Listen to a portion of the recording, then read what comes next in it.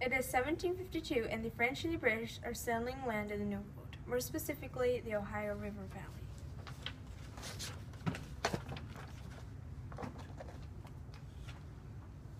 Today, a whole bunch of men in colored coats came to my homeland.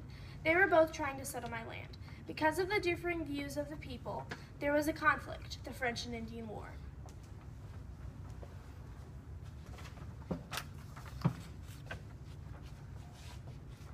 This is my land. No, this is my land.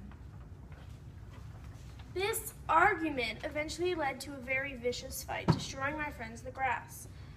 It is also the bloodiest American war in the 18th century.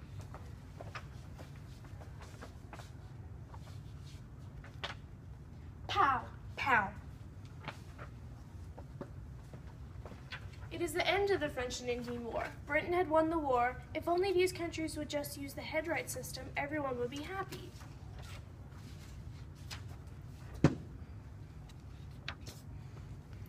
Another big event in the French and Indian War was Pontiac's Rebellion. It is 1763 in the Ohio River Valley.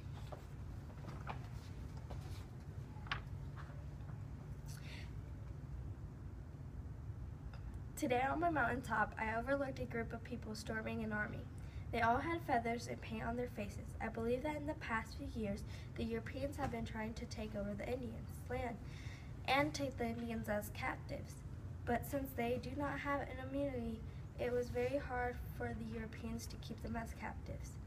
It was interesting how they were so camouflaged and then they were so diverse, British. It ended up with the Pontiac signing a treaty with the French.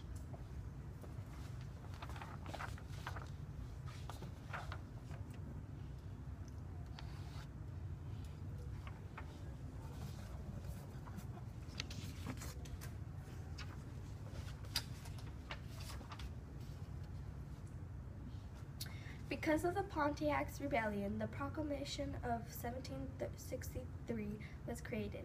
This event could also be called a bill. Today, I wrote about a treaty that was written to prohibit the settlement of the Ohio River Valley. It was called the Proclamation of 1763. The policy outraged many colonists who complained to their mother country that they deserved the land as a reward for helping Britain defeat France and its Indian allies in the war. This proclamation was very hard to enforce because the soldiers couldn't be stationed at every city, but many people ignored the proclamation. The anger resulting from this policy was the first step toward the American Revolution for many colonies.